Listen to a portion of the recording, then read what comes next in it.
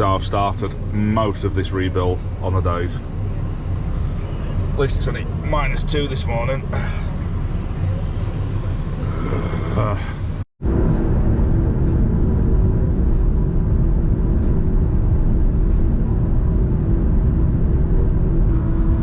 Quick one, looking at the analytics, just want to say a massive thank you to those that are watching through the videos without skipping so much.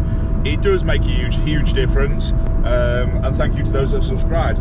Also, looking at the analytics, around half of you aren't subscribed. So if you want to see more of these rebuilds, you want to see when the vehicle's done, I've got loads of green laning planned this year, load of wild camping planned, and if you are enjoying the builds, we also have the 4x4 lorry that's getting turned into a camper van, and we have Stu's bug out trailer that's getting turned into an off-road teardrop. So a bit of everything. So hit that subscribe button if you haven't already, hit the notification bell if you already are subscribed, recheck the notification bell, because I've noticed a lot of people are getting the notifications. So yeah, let's go get some parts and get cracking.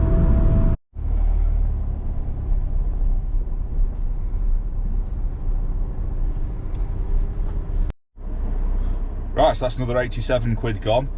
This is one thing that you're going to get if you ever do one of these builds.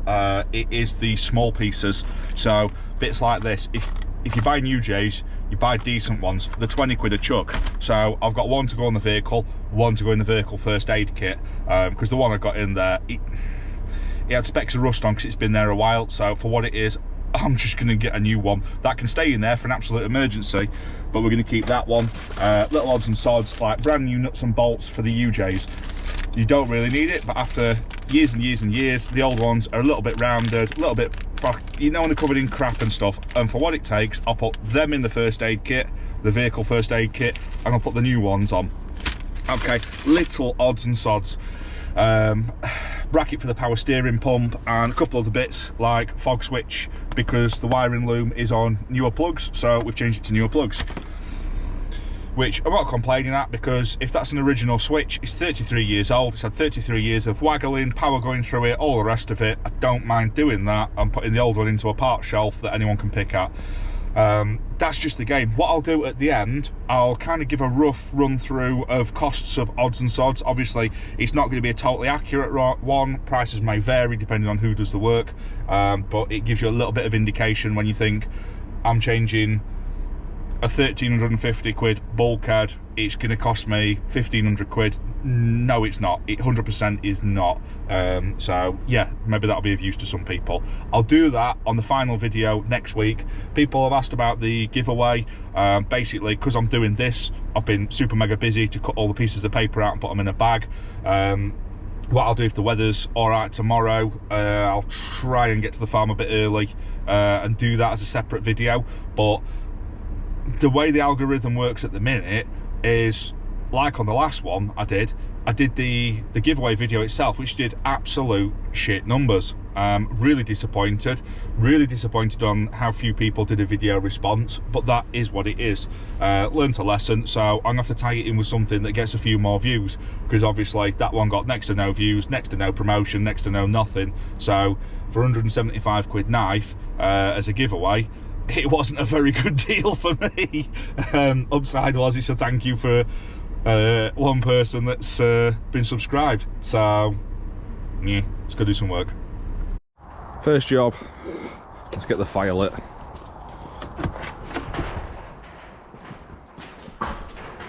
Oh, smells like it's already lit. Here where we're at. Oil cooler's on. Just gonna put the power steering pump in there. That bit's on. Just gonna get the banjo bolt in here and the gasket on there. Then that feeds on. Then we can look at charging the battery and cranking it over. Then we'll make a new list of things that we need or to sort.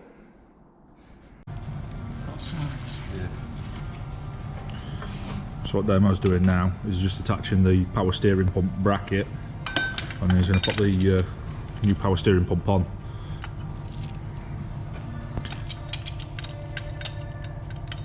Then we've also got all the bits and pieces now to put the oil lines onto here.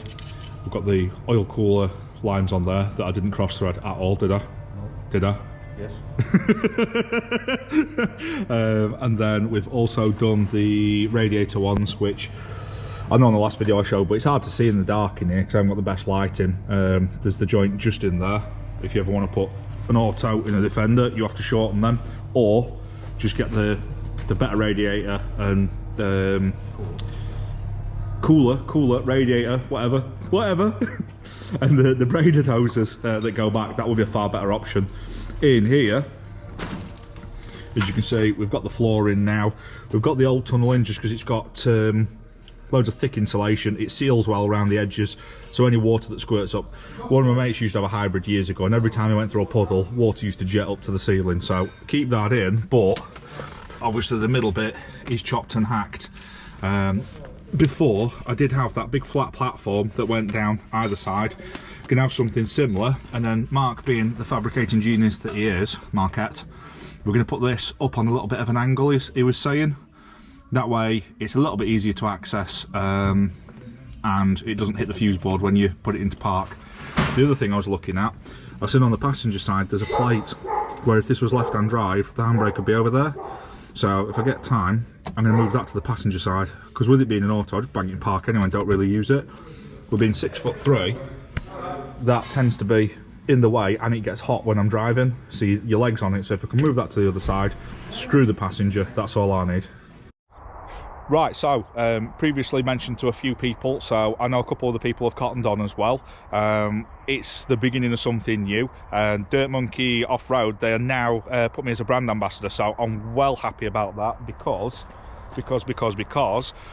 shiny parts. And out of this massively expensive build, I've bought nothing that'll make it look any different. So we've got the new turrets that are going on, and we're going to sort out the horrible issue with the suspension, which I thought it was just me overloading the vehicle, but loads of people in the previous video also said that their terra firma springs had all sagged to death and stuff.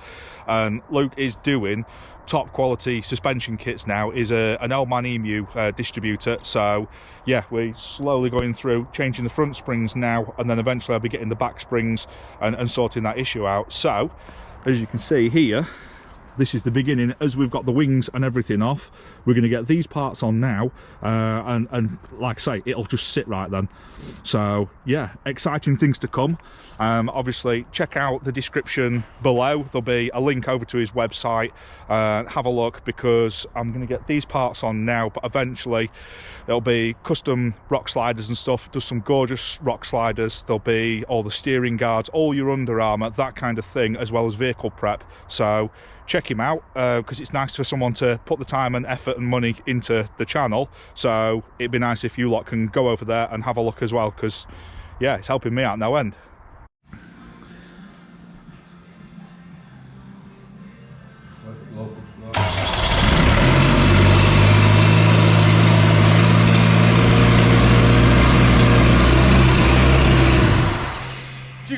She gone. Right, so that works. It runs. It runs. Does it leak? I don't know, couldn't say before. There's nothing new dripping. That's always a good sign. There's no cross-threaded anymore.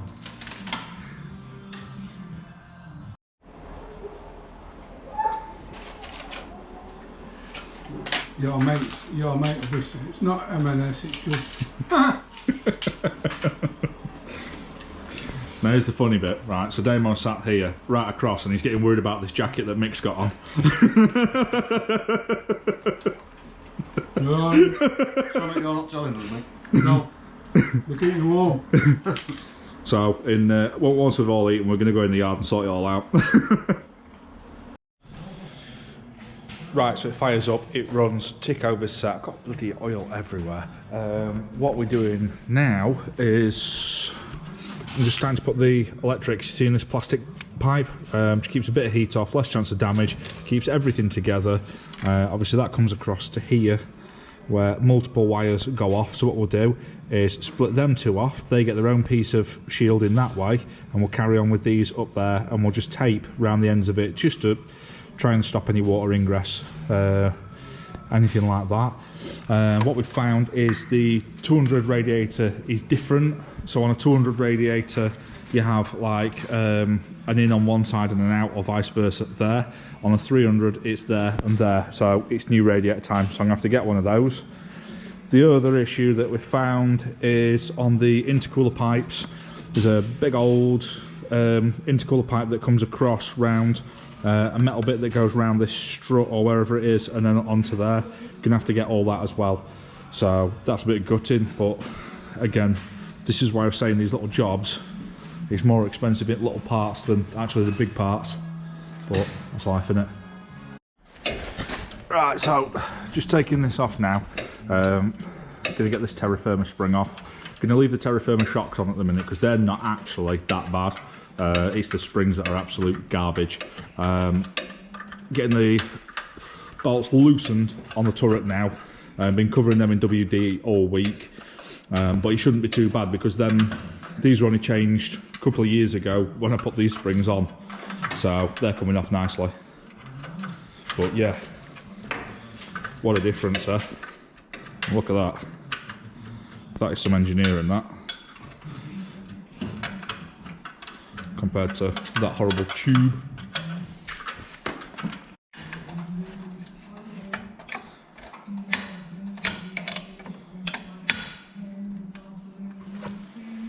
I think what's happening now, it's getting up to the top of my grip.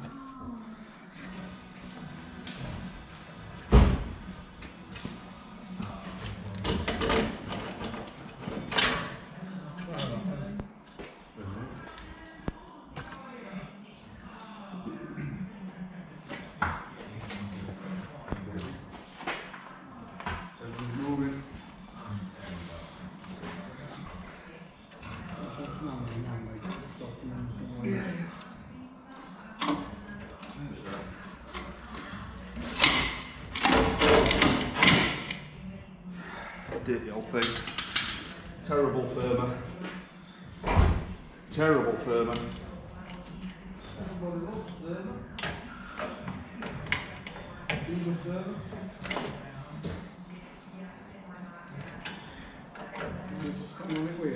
No, that's alright.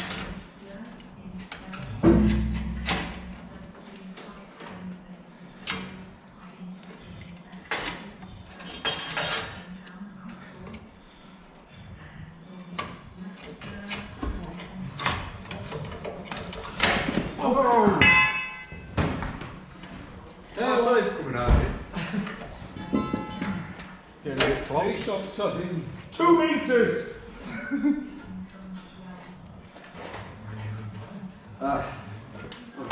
No, I thought.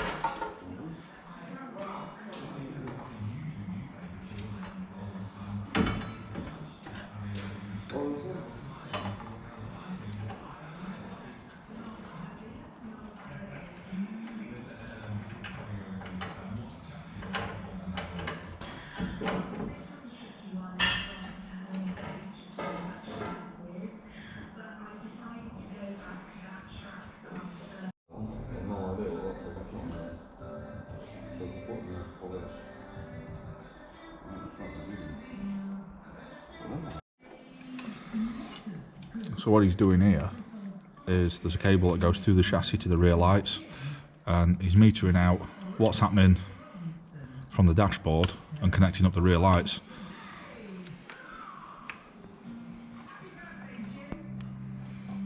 We're doing away with these, right? Yeah, just hardwire it. Not be wrong if they're hardwired, do they?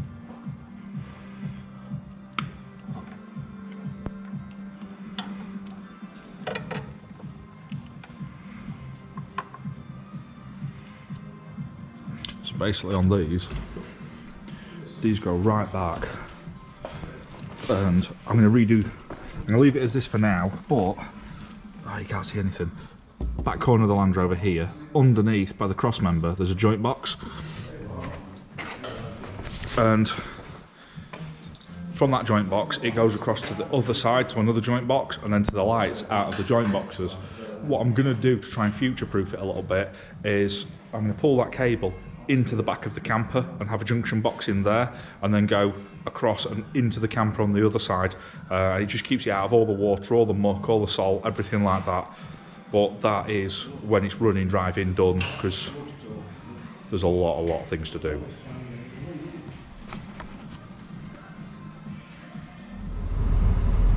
Oh, it's a cold one.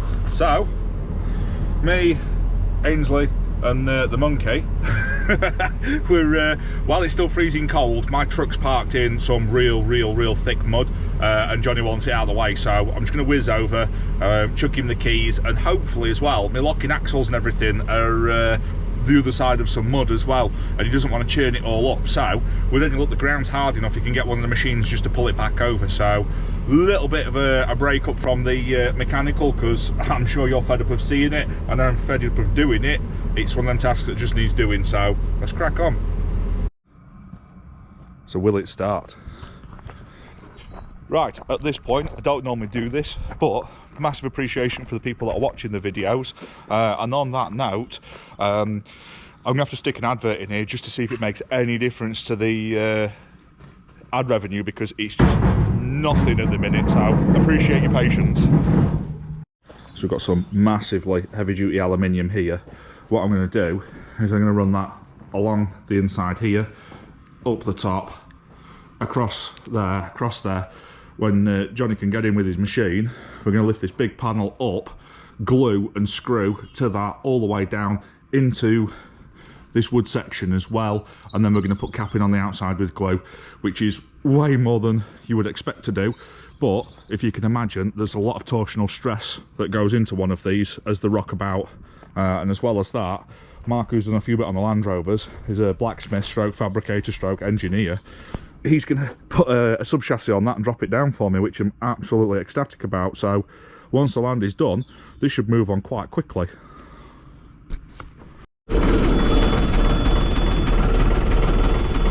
Well, that warm up for 10-15 minutes. Yeah, Johnny's going back because there was a slight issue with, I think I need a pair of wellies.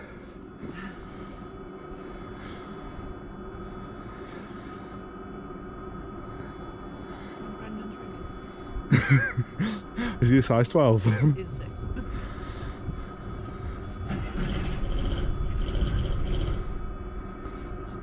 Right, crazy one. So that was the lorry fired up. While we're down there, the ground was quite hard, so Johnny was able to get the axles, which is lovely, and he's bought the world's biggest van now, so we're going to get them out and they're on site ready for when everything's back together, we can take something else to pieces. Right, so got my locking axles now, and yeah, Johnny's been paid, he's got his camper conversion materials, so he's good to go.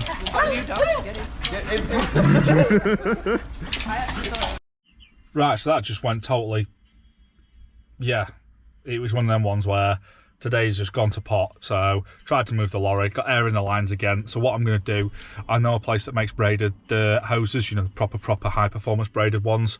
So when I get the landing back together, what I'm going to do, I'll get all the brake lines off, I'll get them all measured up, I'll take them over to the place, and I'm going to get them made up so they'll be proper decent ones. That bottoms that issue out, doesn't it? Then once that's that bit done, we've got the axles. I'm not going to put them on straight away. I've got enough on with just getting the landing back together. They're just getting down now because, like I said, I got a phone call this morning that the ground was frozen, so we could actually get over to that part of the field without tearing it all up and stuff. So that's on there now, and they'll just go to one side. Reason I want them, I'm going to change the front diff from them ones that you've just seen, because that's a limited slip diff, and then the one in the rear, I think that's an ARB air locker on it, so we're going to change the whole back axle because that's got disc brakes on, and I've got drums on at the minute, so it's quite a large upgrade, that. And pretty much, yeah, it's, apart from the overhang on the vehicle now, it's fairly unstoppable when all that's on, because decent engine, decent gearbox, you've got your centre diff lock, you've got your limited slip diff at the front and an air locker at the rear. That's putting some power down that. So yeah, it's nice to get all the stuff over, because like I say, the engine had that a year, the lockers I've had that 2 or 3 years, so it is slowly all coming together, which is nice. Like I say, massive thanks to the lads that have come over and given me a hand, and everybody that's helping me. Big thanks to you lot for watching more of the videos and not skipping through and stuff. That is very much appreciated. Thanks for your patience on it all being about this build and being a bit slack with answering all the questions and replying to everything, because I'm just short on time. I'm doing this after work and on weekends and trying to do family stuff as well, so it's hard. So appreciate it all, and yeah, give us a like, comment and share if you can. See you in the next one.